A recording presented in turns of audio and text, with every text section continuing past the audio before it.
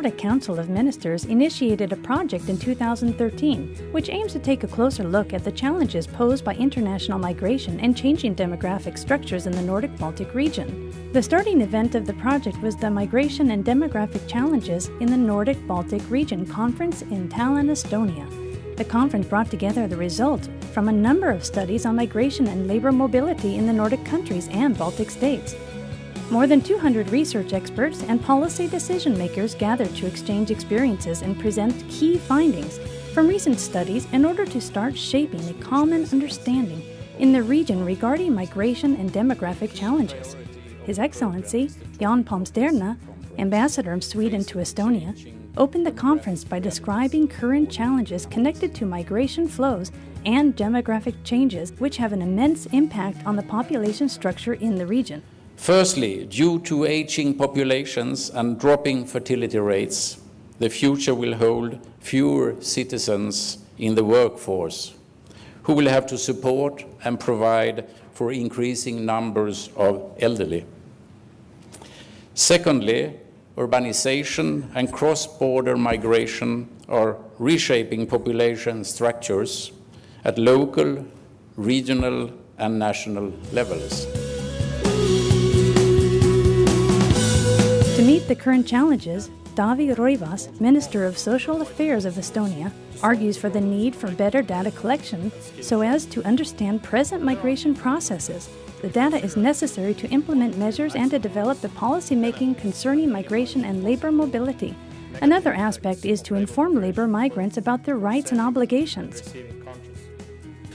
Firstly, measures are needed to ensure that moving to another country for work is safe. It's important to make information about job opportunities available across Europe. Mobile workers should have easy access to information about their rights and obligations related to working abroad.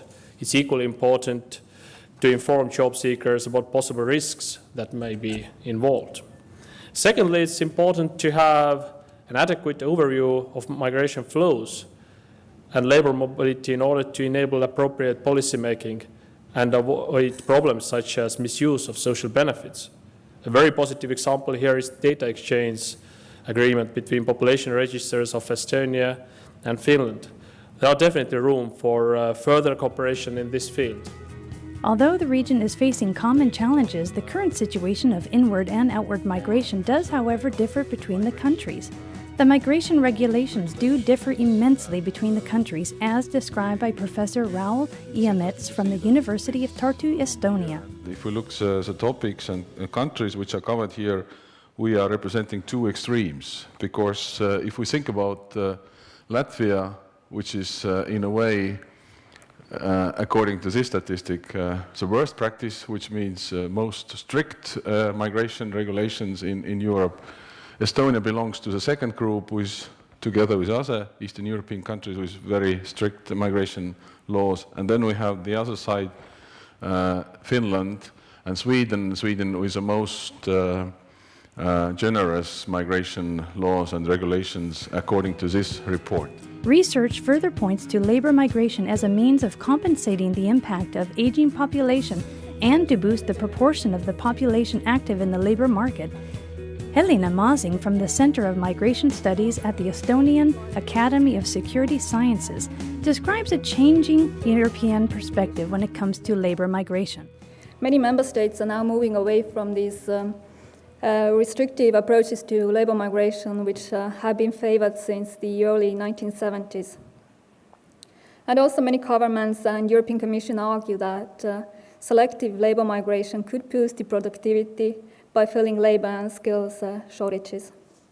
Also, some migration theories say that cultural diversity in itself is a source of innovation. So if you put a mix of people with different cultural capital together, then it's not only a source of new products and services, but it also creates within the firms this creative environment where new ideas can flourish. In Denmark, the current strategy in coping with demographic challenges is to increase the available workforce by retaining people on the labor market and supporting efforts to recruit highly qualified professionals from outside the country. Marianne Hansen from the Danish Ministry of Labour describes the problem of countries having similar shortages on the labour market and are therefore competing to attract the same professionals. Therefore, it is important for countries to maintain dialogue regarding the current situation and their future needs. When the companies want to recruit from abroad, we know at first they want to look in the neighbor countries. In Denmark, it is Sweden and Norway, and then they look for candidates in Germany and perhaps in Poland. Few years ago, it was possible for the companies to find relevant candidates for their jobs in the countries next to us. But our neighbor countries, they are looking for the same candidates. So actually today we compete for the same candidates regarding the health sector, the engineering field and the ICT. We are all in the same boat in the Nordic countries and on the long term the Baltic and the Northern Europe. We are looking for the same labor force and we have the same shortages. We not only compete in EU, we compete in the whole world and we compete on talent attraction. Although there are gaps to fill, there is a myth regarding higher unemployment rates due to increased immigration. According to Per Lundberg from the Swedish Institute for Social Research, SOFI, research has although proven that migration has little effect on the unemployment rate, as well as the effects on wages. Instead, the labor market quickly adapts to migration changes. And as long as immigration flows are driven by increasing labor demand, we should not fear any negative wage effects. Minimum wages that we have in collective agreements are, of course, obstacles to downward wage pressures. And there are, of course, sectors where there is no collective agreements. But these are less common. But in this sector, of course, employers may hire EU12 workers at lower pay, and this may exert some downward pressure on natives' wages. And in the long run, maybe we could expect somewhat slower wage increases in the sectors to which we find that many immigrated workers have come. Lundberg continues with describing how migration has a positive effect on the economy in regards to an increased GDP, as well as resulting in brain gain in the long run. We can quite safely claim that if we open up for free migration between two countries, the aggregated GDP in these two countries will increase. It is very difficult to find models that would lead to the contrary conclusions. If there is a lot of brain drain, people will leave the country. This will also stimulate the young people to go to higher education. And that means that in the long run, even if you see a brain drain, people leaving in the short run, in the long run, the supply of human capital, the number of highly skilled workers will increase in the country.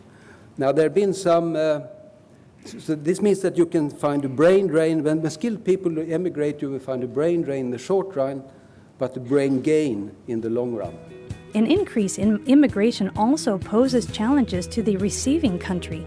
John Horgan Freeberg from the Fafo Institute for Labour and Social Research in Norway points to the challenges of creating policies for social inclusion in the receiving country. And the practical challenges here has, of course, been that the policy responses has mostly been focused on the issue of social dumping, on regulation and labor market regulation. But there is very little focus on social integration, language training, these sort of things. In Estonia, labor migration has had an impact on the field of medical care with doctors and nurses working abroad, as described by Evie Normet from the Ministry of Social Affairs of Estonia. The total number, if we calculate the most biggest group of healthcare workers, these are doctors and nurses. And since 2004, we have gave more than 2,500 certificates. But we can't say that all they are working abroad now today. Half of these doctors who have received a certificate to work abroad really work full-time or part-time in other countries. But we don't know exactly how many in Finland, how many in Sweden, how many in United Kingdom. But mostly they work in Finland. An example from Lithuania presented by Andrius Stikorius from the Ministry of Social Security and Labor in meeting the challenges of an increased outward migration is through different programs supporting citizens living abroad. Opportunity to get a free psychological help via a Skype program or via a mail. And it's for free, and a lot of immigrants call to that company and sharing their problems. We believe that these two activities implemented by my ministry help to retain links between Lithuania and Lithuanians living abroad. And these actions indirectly encourage immigrants to return to Lithuania. The youth unemployment in Sweden is all-time high, or at least quite high right now, as you said. At the same time, the immigration to Sweden is extensive and quite high. Is it possible, do you think, that the immigrants take youth jobs in Sweden? No, I don't think so. But we have in some sectors, we need more workers in some sectors. There can be doctors, there should be some engineers, and in some other areas where the Swedish youth don't have the education enough. In that cases, labor migration could take their job, but most labor migration are older. So they're actually not taking the youth job, they're taking the older job, if we say like that. So that's a difference. So that's actually a little bit tricky, that you have a very high unemployment and still we need labor migration from countries outside the European Union. It sounds a little bit silly, but that's the question. That's how it looks like today. You said that migration is a motor for exports in Sweden. Could you elaborate, please? Yeah, because we need labor migration in Sweden. We have when the industry exported a lot in the 60s, beginning of the 70s, we needed more than 200,000 people for working in the industry to helping us to produce all the things we want to export. At that time, that was Volvo cars and Scania. And this day we have a short of unemployment in several industry like pharmacy and information technology, but also in the countryside we need beer pickers in the north of Sweden. That Swedish people don't want to pick beers to selling. That we're actually having thousands of Thai people coming to Sweden.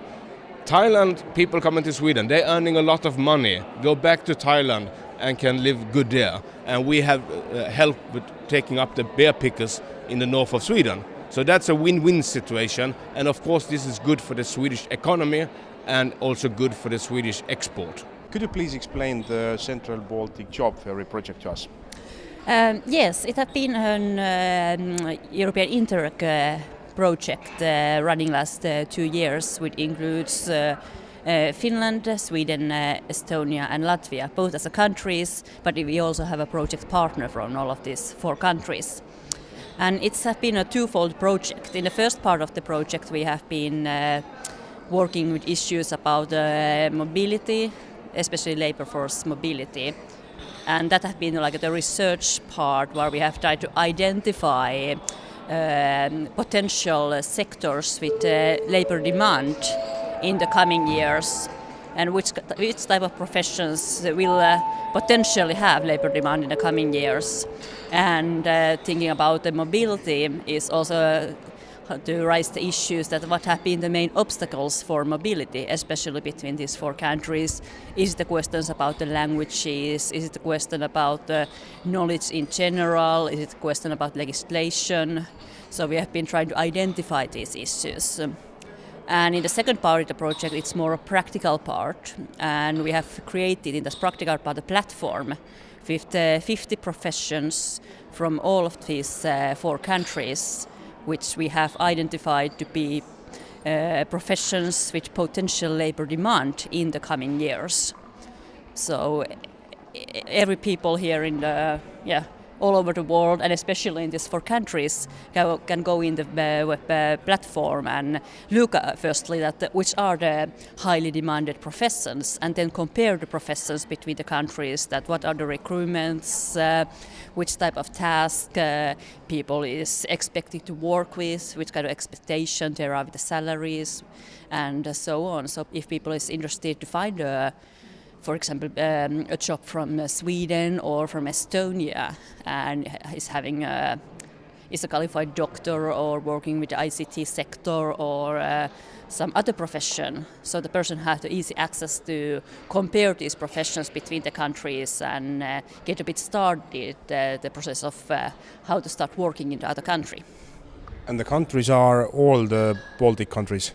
With Nordic? No, it's only these 4 countries which belong to the Central Baltic region: Finland, Sweden, Estonia and Latvia.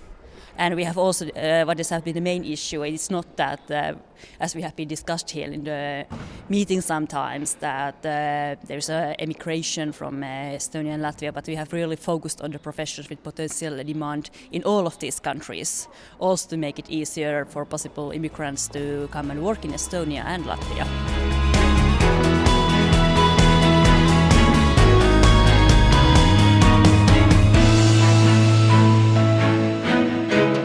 The conference was the starting event of a series of events which will take place in Estonia, Latvia, and Lithuania concerning migration and demographic challenges in the Nordic-Baltic region.